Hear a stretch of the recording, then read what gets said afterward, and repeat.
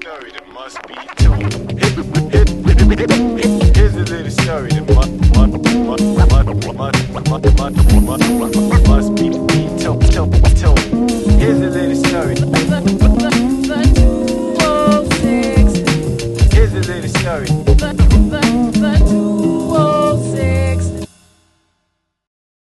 Rolling. My name is Nasty Ness, but my legal name is Nestor Vicente Hoxton Roldan Rodriguez. I'm originally from the Philippines. I run my own business called RapAttackLives.com. I service college radio with all the new independent hip-hop music that's out there unsigned.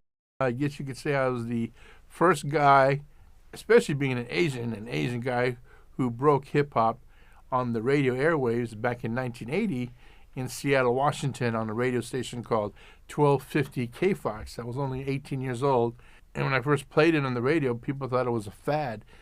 They said, it's not going to be here for long, but it's okay.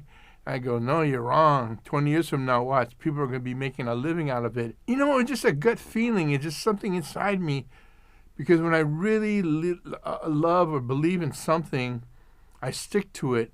And usually when I feel that way about something, it always happens. I can't stress to you how important it is to have a goal or something, a dream.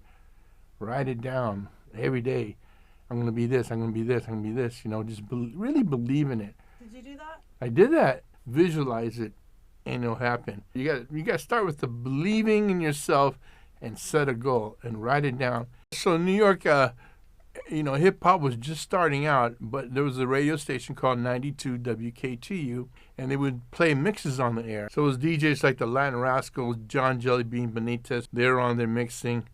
But what turned me on the most were the on-air personalities. Every person that was on the air had a cool personality, like I can see women just falling in love with them.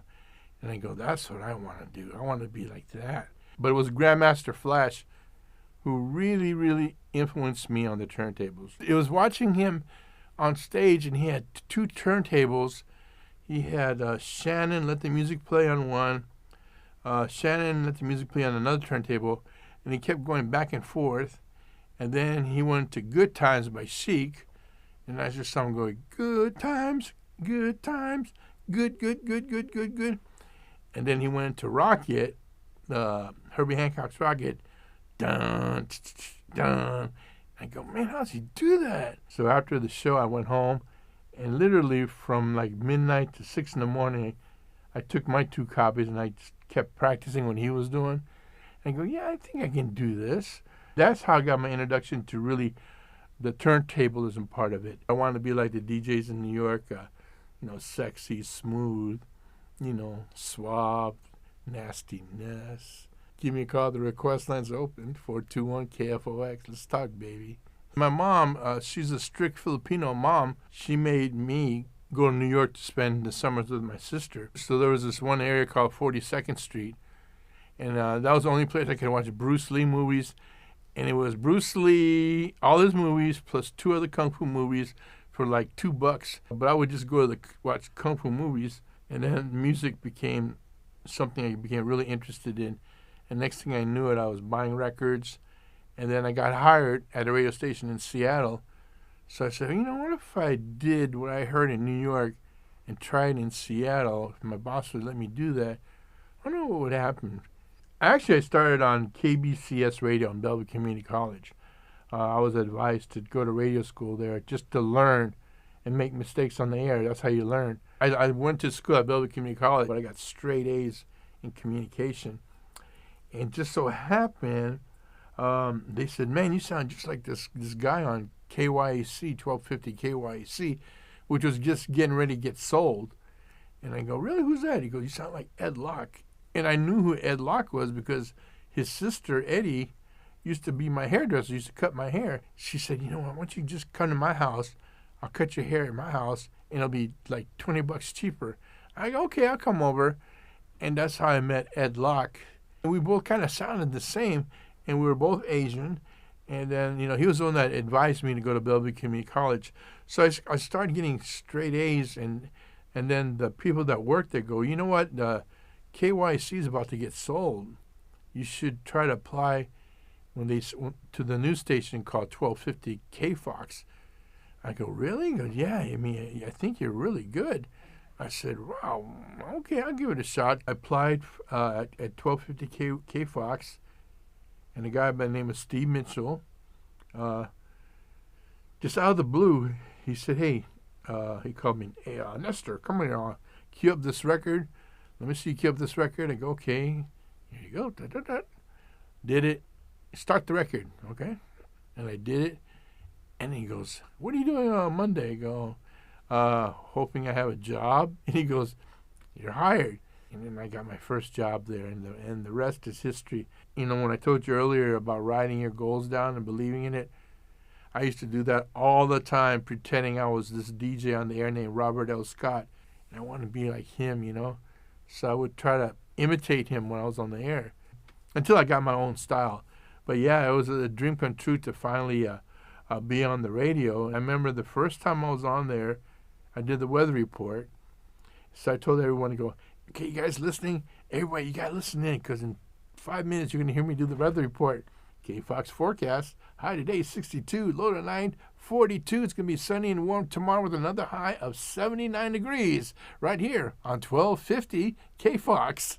And that was it. So that turned into more hours on the radio. They had a 2-hour opening on Sunday nights. They needed to fill that 2-hour slot.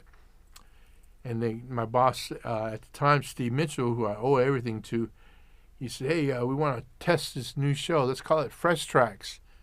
So on this show, we want you to play all the new stuff that came in, debuted in those 2 hours. Whatever was brand new, I would debut it on that show. And then I started playing some rap stuff. And then people would call in, request the rap stuff after they heard it on that show. And they go, hey, can you play this? Can you play this? And it seemed like the more rap I played, the more people would request it. People knew that in Seattle, I was the guy that would play rap music. Well, most other cities and states, they wouldn't play it. So the next thing I know, I kept getting free records in the mail, you know, begging me to play it. I remember getting Run DMC in the mail. I remember getting LL Cool J in the mail, Kumo D, Mantronix, all these artists who no one knew who they were back then, and I was one of the first ones to play it. And so next thing I knew, my ratings went really sky high on a Sunday night. KFOX was an AM radio station, and it had the highest ratings on the Sunday night. And I told my boss, well, you know what, Steve, you notice that when I play all rap, the ratings are really high and people buy advertising time. I think we should just let me play all rap. He goes, oh, yeah, let's give it a shot, Nestor. At that time, the only hip-hop artists out were this group called the Emerald Street Boys. They were the first hip-hop group in Seattle. Coincidentally, I ended up becoming their DJ in the beginning. Then I discovered a guy out of Portland named Vitamix. Even though it's not Washington, people embraced his stuff. I got him a record deal through Profile Records, you know, the label that Run DMC is on. I go, oh, wow, they're looking at my name on there. Profile Records, Vitamix. Nastiness. I said, hey, this guy, I kind of like that. But what did change my whole life was Sir Mix-a-Lot. I just knew he was going to be the next big hit. And I was right. 1983 is when we officially talked to each other. There was a cassette tape that I had, and it was a song he did called Seven Rainier. And it was so popular and huge. Talking about the Seven Rainier bus, you know, going home from downtown Seattle and back, and it's like, this guy, his lyrics are so on point. This guy is really good. And then he did a song called Square Dance Rap. I go, oh my gosh, I got to meet this guy. And then I guess the rest is history. Mix-a-Lot was really the first rap artist where I kept getting a lot of requests from, more than anyone else on the radio station. I remember that really well. And the cool thing about it was he was from Seattle. And that's when I said, man, Mix, imagine if we had our own record and started a label or whatever. And so what happened was, the guy who I sounded like on KYC's, Ed Locke, he started the label. He was the money man behind it all, the businessman. And Mix-a-Lot and I were the artists, pretty much. I was the DJ, he was the artist, I was the promoter. We got find a name for this label, so why don't we use my name and your name? We'll call it Nastymix. I want to make sure I got my name in it. Not knowing we're going to blow up, because I didn't even think it was going to blow up. And the next thing I know, you went gold and platinum, meaning we sold over 2 million copies out of Seattle. It was a physical records, man. And next thing I know, we were big, and next thing I know, we're doing shows in Philadelphia. You name it, we were there. The most memorable show we did, I remember when I felt really big, was in London, England. It was called the Fresh Festival. Everyone else from New York except us and the World Class Wrecking Crew. That's how I first met Dr. Dre and Jerry Heller and DJ Yella and Michelle A. was from them. We were on the same plane from New York to London, and that's how I got to know those guys and became friends with them. When we performed, we only had one hit song. It was called Square Dance Rap. I just remember people treating us like stars. And then when MTV, they had a show called Yo MTV Raps. When we were on 2 episodes of that, that's when I really knew we were making it big. And next thing I know, the albums went gold. Glenn is like him and I are like the yin and yang. And I think the chemistry we had on the radio was because I'm the cool hip-hop guy, and Glenn's the real kind of like the nerdy white guy on there, and he has this voice. When you hear his voice, just like if you hear Eazy-E's voice, you know it's Eazy. When you hear his voice, Shockmaster Glenn boy, nastiness, and then he smokes so much, and you can't miss this guy. But he knew his music, he loved hip-hop, and he just had this personality that you just can't help but fall in love with this guy, People loved him, and he had the biggest record store in Seattle. So whenever I played a hip-hop record that was brand new, that you couldn't get anywhere else, you could only get it at his store, Music Menu. And he was like in a central location on Rainier Avenue. Man, that was the spot to go to. Like, when it comes to hip-hop, go to Music Menu. In the heart of the district, man, it was just one white guy, and he knew his hip-hop. Like NWA is a good example. If it wasn't for Glenn Boyd, there wouldn't be no NWA on sale yet. His store was the one that sold it, and there were like a long line just to buy NWA's first album and Eazy-E. He wrote for the Rocket magazine, and if I'm correct, he did the first write-up on me in the Rocket magazine, and that was the first time I ever seen my picture in the paper. So I'm like down by Yesler Terrace in front of my lowrider and wearing all black. I still wear all black. I had my sunglasses on. I had that Dog the Bounty Hunter hair. I looked evil, and I was going like this to the camera, like kung fu. And then they did an article on me, and it was written by Glenn Boyd. And I'll never forget that. It was like, wow. Next thing I know, I was getting kind of famous because of him. He's a great writer. I got to owe it to him, and he knows his hip-hop. So he played a big part of my life, That was my guy. And it was really hard for me to leave Seattle. I left here in 1998 because I got a job offering from Hits magazine to become the rap editor. At that time, Hits was pretty much comparable to Billboard magazine. It was the magazine in the industry to look at what's new and hot. I met NSYNC. They would come through the office. I met the Black Eyed Peas. Everyone would go through there just to get interviewed and, whatever. And, so they moved me to L.A. I was scared at first because, I had everything made in Seattle. But I just noticed the haterism started getting stronger and stronger.